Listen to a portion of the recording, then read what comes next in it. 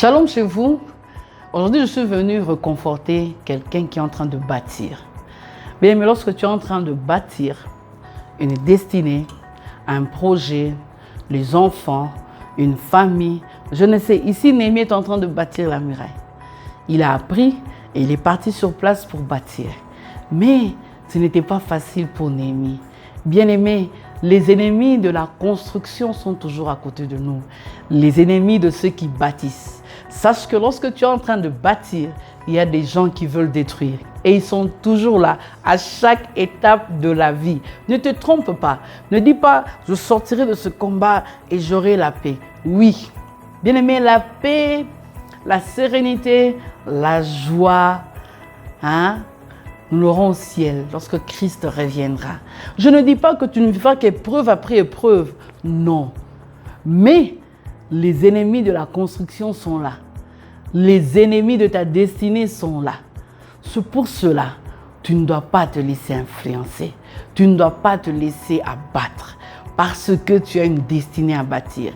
Femme au foyer, à la maison, femme, toute femme, bien-aimée, sache que tu as... C'est comme un privilège de bâtir les destinées, de nous donner des Joseph et des Esther dans ta maison. Tu es en train de bâtir des destinées, ne te fatigue pas.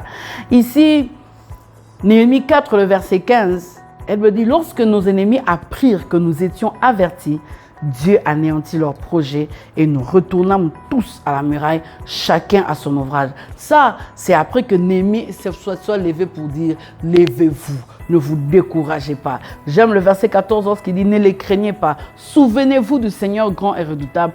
Combattez pour vos frères, pour vos filles, pour vos fils, pour vos femmes et pour vos maisons. Parce que dans tout ce que tu es en train de faire, bien-aimé, il y a la bénédiction de beaucoup. Il y a des gens qui vont être bénis, consolés par toi. Maintenant, tu es en train de te battre encore par rapport à tant de choses, à tant de pesanteurs, à tant de barrières. Bien-aimé, je suis venu t'encourager pour te dire, continue encore à battre. Et je ne sais pas pourquoi je me mets à parler à une femme, peut-être dont l'enfant, je ne sais pas, dans l'adolescence, il commence vraiment à... Tu ne sais plus ce que tu dois faire de cet enfant. Continue à bâtir parce qu'il y a quelqu'un qui ne veut pas que cet enfant devienne ce que Dieu a prévu qu'il soit. Alors toi, tu es sa mère. Continue.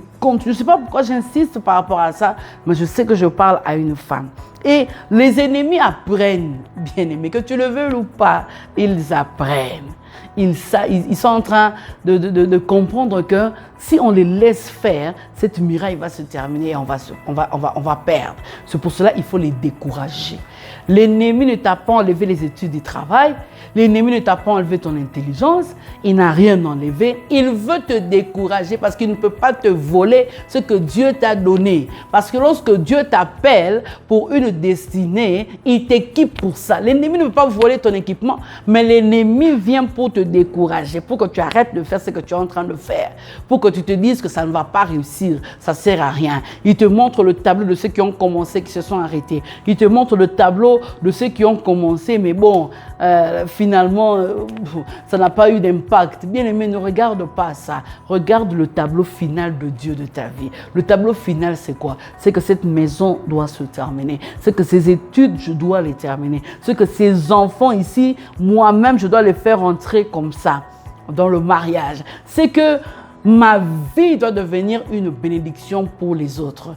Et moi, j'aime, je ne sais pas par quel miracle, mais le verset 15 de Néhémie 4 nous dit, lorsque nos ennemis apprirent que nous étions avertis, Dieu anéantit leur projet.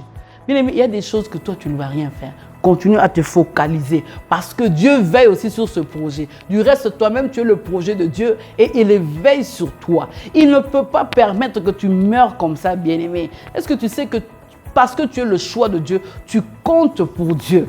Dieu ne permettra pas. Qu'est-ce qu'il fait? Il écrase nos ennemis. C'est lui qui écrase nos ennemis. Laisse-le faire. C'est par quel mécanisme? Je veux comprendre.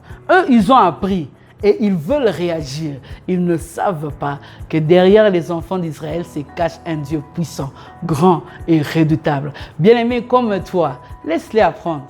Dieu lui-même va s'occuper. Dieu lui-même va se lever. Du reste, tu n'as pas des relations qu'il faut. Tu n'as rien à faire. Tu ne peux même pas les combattre. Ils sont plus forts que toi. Ils ont plus de relations que toi. Ils ont ce que toi, tu n'as pas. Mais tu es tenu, tu dis, moi, je commence avec mes maigres, mon maigre salaire. Ce que je fais, c'est tellement petit. Pourquoi ils sont en train de combattre? Parce qu'ils savent que derrière, il y a quelque chose de fort qui va sortir. Bien-aimé, n'aie pas peur. N'aie pas peur. Ils ont appris, mais sache que Dieu va anéantir leur projet et cette muraille va se terminer. Et cette maison va se terminer. Et cette destinée bien-aimée va impacter le monde demain.